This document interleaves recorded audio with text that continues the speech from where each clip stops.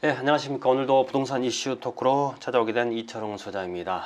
자, 이번 주 기사를 보면은요, 3월 22일자 먼저 보면 이번 주하고 요즘 전체적인 부동산 관련 기사는 LH 사태라든지 공시가 올라서 보유세 폭탄이네 이런 얘기들 좀 많죠. 자, 3월 22일자 월요일자 기사를 보시면 문정부 종부세 주택 박장부보다 700% 늘었다. 세금도 3.7배 올라갔다. 이런 내용인데요. 한번 보겠습니다. 공시가 상승으로 9억 초과 주택이 5년새 6만 가구에서 52만 채로 늘었다. 종부세 1.4조에서 1억 1조 4천억에서 5조 원대까지 껑충. 전문가들 종부세 기준 상향해야 이런 내용이네요. 자, 내용을 한번 보시면 공시가격 상승으로 문재인 정부 들어서 종합부동산세 부과 대상 기준 9억 원 초과 아파트 등이 50만 채를 넘어서 이전 박근혜 정부 때보다도 700% 이상 7배가량 늘어난 걸로 지금 이제 조사가 됐다, 그런 얘기인데요. 자, 이 고가주택 9억이란 이거는 기준은 다들 알고 계시죠? 물론 이제 지금 이 종부세의 고가주택 기준은 9억은 이제 공시가, 쉽게 말하면 기준시가 기준이기 때문에 많게는 적게는 12억에서 많게는 한 15억 정도 실거래가가 돼야지 공시가가 9억이 잡히는 거고요. 그 다음에 또 하나 9억 우리가 알고 있어야 될 게 1가구 1주택자 비과세 기준이 바로 이제 9억입니다. 이때 9억은 공시 가격이 아니고 실거래가라는 점을 알아두시면 되고, 참고로 이게 지금 9억의 이 기준이 2008년도인가 아마 정해졌을 겁니다. 2008년도에 공시가 9억이 넘으면 종합부동산세, 그러니까 재산세 외에 이제 그때는 종부세라고 그래가지고 이제 애칭 부유세라고 그랬었어요. 정말 부자들만 내는 세금, 이런 의미가 있었었는데, 지금은 여기 내용에도 나왔다시피 7배가량 상승을 하면서 지금은 이제 부유세가 아니라 보통세다, 이런 이제 개념이 돼버렸죠. 따라서 2008년도인가에 한번 정해졌던가, 이때 당시에는 불과 종부세 해당되신 분들이 한 2~3% 정도밖에는 안 됐었는데, 지금 같은 경우에는 강남 같은 경우는 9억 미만의 아파트를 찾아보기가 힘들 정도로 가격대들이 많이 올랐습니다. 따라서 이 종부세의 기준이 되는 이 9억 초과 주택의 기준이, 제가 세미나 때도 항상 드리는 말씀인데, 9억의 기준이 사실은 집값이 뛴 만큼 같이 올라줘야 되는 게 어떻게 보면 형평성에 맞지 않을까요? 지금 종부세 세금 증가율도 4배, 5배, 그 다음에 해당되는 주택도 7배 가량 늘었다고 하는데, 예전에 5억짜리가 지금 10억, 15억이 됐는데, 이 고가주택의 기준은 2008년도 정해진 기준이 지금 그대로 오고 있단 말입니다. 따라서 요즘에 주택 가격 상승한 걸로 보면은, 예전에 지금 보니까 그 의원 입법을 해가지고 12억을 고가 종부세 기준으로 바꾸자, 이런 법안도 발의가 됐었는데, 여당과 정부 입장이 워낙에 강경해가지고 지금 논의가 안 되는 그런 상황입니다. 따라서 지금 제가 세미나 때도 항상 말씀드렸습니다만, 고가주택의 기준이 예전에 2008년도에 9억이었다면은 지금은 한 15억 정도까지는 바뀌어야 된다. 그 정도가 돼야지 형평성에 좀 맞지 않을까, 그런 얘기를 자주 했었는데, 좌우지간 세금은 그만큼 아파트 가격이 오른 만큼 많이 늘어났다, 이렇게 보시면 될 수 있을 것 같고요. 23일자 기사를 한번 보겠습니다. LH뿐만 아니라 이제 공무원들의 이런 그 신도시 대상으로 택지개발지구 예상을 하고 사전에 땅을 사놓고 이걸 보상을 받고, 이제 어떻게 보면 이제 정보를 이용한 그런 어떤 투자 개념이 되는데, 이게 지금 굉장히 사회 문제가 되고 있죠. 정권의 존립 자체가 흔들릴 정도로 중요한 이슈가 되고 있는데, 150만 공직자 전체 재산 등록을 하자, 이런 쪽으로 지금 이제 분위기가 설설 지금 바뀌고 있는 것 같아요.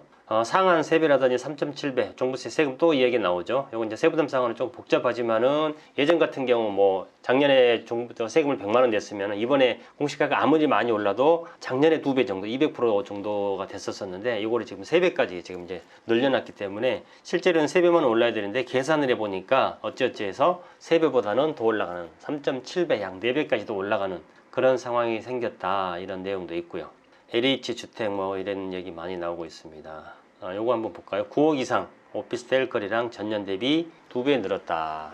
자, 오피스텔 거래량이 왜 늘어날까요? 지금 다주택자에 대해서는 취득세, 그 다음에 취득에 들어간 취득세, 그 다음에 보유하고 있는 중간에는 보유세, 재산세와 종부세가 있겠죠. 그 다음에 양도할 때 내는 양도세. 지금 모든 세금을 다 뭐 거의 뭐 폭탄 수준으로 이렇게 지금 올려놓다 보니까 이 투자 자금들이 지금 이제 이렇게 오피스텔로 늘려 이동하고 있다. 그런 내용이 되겠습니다. 전년 대비 2배 정도 늘었다고 그러고요. 1, 2월 9억 이상 오피스텔 96%, 약 배 정도 늘었습니다. 그 다음에 또 하나는 실거주 목적으로 하는 매입 수요자도 늘었다, 이런 얘기가 되겠습니다.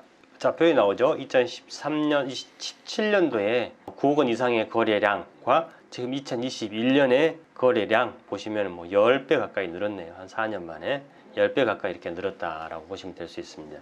오피스텔도 9억이면은 굉장히 이제 대형 고가의 오피스텔이다라고 보시면 될 수 있을 것 같은데, 뭐 말만 오피스텔이지 실제 내부를 보면 뭐하고 똑같습니까? 뭐 주택하고 아파트랑 거의 비슷하죠.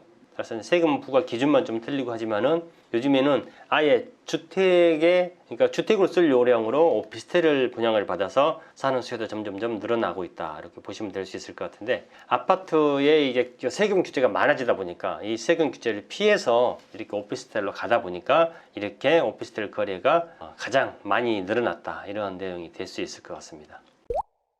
3월 24일자 기사 한번 보도록 하겠습니다.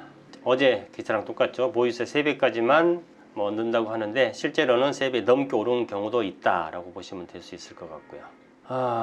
판결 새로 하나 나온 게 있네요. 계약갱신 청구권 첫 판결 등기 전에 세입자 말 바꾸면은 실거주 못한다. 제목만 읽어보면 무슨 내용일까요? 계약갱신 청구권의 첫 판결 등기 전 세입자 말 바꾸면은 실거주를 못한다. 주인 입장에서 입주를 못한다, 그런 얘기가 되겠죠. 아시다시피 임대차 3법이 시행이 되면서 계약갱신 청구권을 행사를 해서 뭐 이제 집주인과 세입자가 이제 분쟁이 있었던 거죠. 분쟁이 있었었는데 집주인이 실거주 못한다고 그런 판결이 지금 나온 것 같습니다. 등기 전에 세입자가 이런 내용이겠죠. 나 나가겠다라고 해서 집을 샀는데 세입자가 새로운 집주인한테 나 다시 말을 바꿔서 나 여기 그냥 계약갱신 청구권을 활용을 해서 더 살겠다, 이런 경우에 집주인이 실거주 못하는 그런 내용 같아요. 세입자 상대 건물 인도 소송 1심 원고 패소, 원고는 집주인이 되겠죠. 원고가 패소했으니까 실거주 당연히 못한다는 거겠고요. 소유권 이전 등기 전 계약갱신 요구권 행사 유효, 매매가 돼서 주인이 바뀌기 전에 계약갱신 청구권 행사한 것도 유효가 된다. 보통 이제 이런 경우는 어떤 케이스냐면은 세입자가 살고 있는 아파트를 집주인이 매매를 내놨습니다. 그리고 매매가 됐어요. 매매가 되는 과정 중에 전 주인이 새로 사는 사람한테 우리 세입자는 이사를 가기로 했다라고 해서 새로 사는 세입자는 그럼 내가 들어갈 요량으로 집을 이제 계약을 한 거겠죠. 근데 세입자가 전세를 알아보다 보니까 가격이 너무 올라간 거예요. 그렇게 해서 다시 말을 바꾼 겁니다. 나 그냥 계약갱신 청구권 활용해서 여기다 살겠다. 이렇게 해서 이제 이게 소송이 된 거겠죠. 소송을 했는데 원고 패소, 집주인이 패소를 해서 들어가지 못하는 그런 상황이 생긴 것 같습니다. 전세 게임 매물 매수 주의, 전세 계약 만료 6개월 전 이전 등기를 해야. 예전 같은 경우에는 집주인이 세입자한테 계약갱신 청구권을 행사 못하도록 하기 위해서는 최소 만기 3달 전부터 최소 한 달 전까지는 통보를 했었어야 되는데 이게 6개월로 늘어났기 때문에 누구한테 더 유리해졌냐면은 세입자한테 더 이제 유리해졌다고 봐야 되겠죠. 따라서 지금 집을 가지고 계신 집주인분들 중에서 내가 세입자가 기간이 끝났을 때 들어가야 되겠다라고 하는 경우에는 6개월을 이상 남겨둔 시점에서 세입자한테 통보를 해야지 자동 묵시적 갱신이라든지 계약갱신 청구권을 활용을 할 수가 없다. 그래서 집주인들은 예전에 3개월을 지금 이제 싹 바꿔서 6개월로 알고 계셔야 될 것 같습니다. 내용을 한번 보시면 새 전셋집을 알아보겠다는 세입자의 말을 믿고 실거주 용도로 집을 샀는데 계약 이후에 세입자가 말을 바꿔서 전셋집 안 알아보고 나 그냥 거기서 살겠다, 이렇게 바뀌면은 새 집주인은 집에 들어갈 수 없다는 판결이 나왔습니다. 이거는 판결 이전에 예전에 국토교통부에서 유권 해석이 나왔었어요. 먼저 나왔었습니다. 국토교통부는 앞서 새 집주인이 실거주를 목적으로 계약갱신을 거절하려면 세입자의 계약갱신 청구권 행사 이전 전세계약 만료 최소 6개월 전에 소유권 이전 등기까지 마쳐야 한다는 유권 해석을 내놓은 바가 있습니다. 따라서 이 법원 판결 이전에 이제 6개월로 늘어나면서 혹시 중간에 매매가 되는 경우에는 소유권 이전을 미리 마치고 6개월 전에 세입자한테 통보를 하면 집주인이 들어간다고 했을 경우에 계약갱신 청구권을 행사를 세입자가 하지 못합니다. 왜? 그 예외 사유가 있지 않습니까? 그중에 가장 첫 번째가 집주인이 본인이 실거주 한다고 했을 때는 그 계약갱신 청구권을 활용을 못하고 세입자가 나가야 된다. 근데 이제 그때 막 어떤 뉴스가 많았었냐면은 집주인이 내가 들어가 살 테니까 너 나가라 해놓고 다시 다른 사람한테 뭐 세를 놓고 이걸로 해서 이제 뭐 손해배상 청구를 하고 뭐 소송을 하고 그런 내용이 많았었는데, 이전 같은 경우는 국토교통부 유권 해석이었지만 이번에 정식 판결이 나왔다라고 좀 보시면 될 수 있을 것 같습니다. 자, 여기까지 하고요. 자, 이제 목요일 거과 이제 다음 금요일 거까지는 제가 좀 나눠서 다시 한번 더 말씀을 드리도록 하겠습니다. 자, 지금까지 부동산 이슈 토크의 이철웅 소장이었습니다.